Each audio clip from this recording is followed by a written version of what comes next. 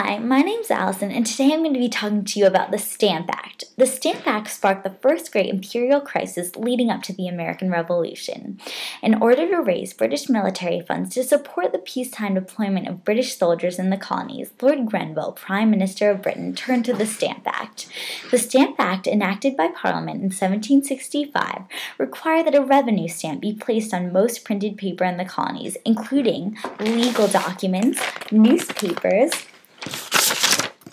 pamphlets, contracts, playing cards, and other printed items. This was the first direct tax collected, paid by the people in the colonies as opposed to goods paid by merchants. The Stamp Act led James Otis to call for the Stamp Act Congress, where 9 representatives met in New York to resolve that only elected representatives had legal authority to approve taxes. If Grenville had never enacted the Stamp Act, the United States could have turned out completely different.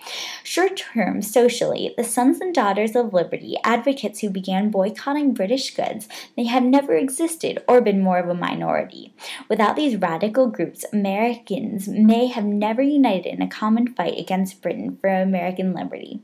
Wealthy men who inspired riots, like John Hancock and John Adams, future President of America, may have never come to power if it weren't for those rousing protests.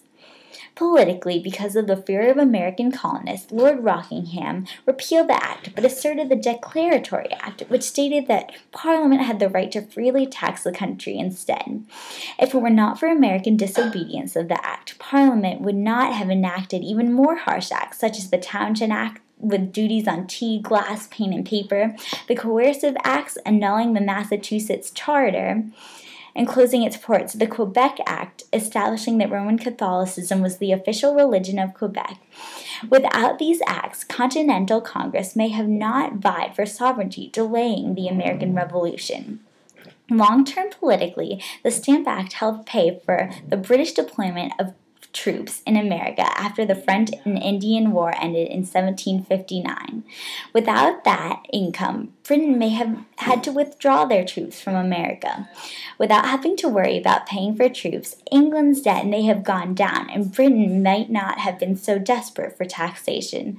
This could have led to slow and more peaceful separation of America and Britain, rather than a heated revolutionary war. Americans, who less despise the British, may have fashioned our government with the Parliament instead of 3 branches that checked and balanced each other. Economically, if it weren't for the Stamp Act, American merchants would not have been as financially burdened by tax, causing American prosperity.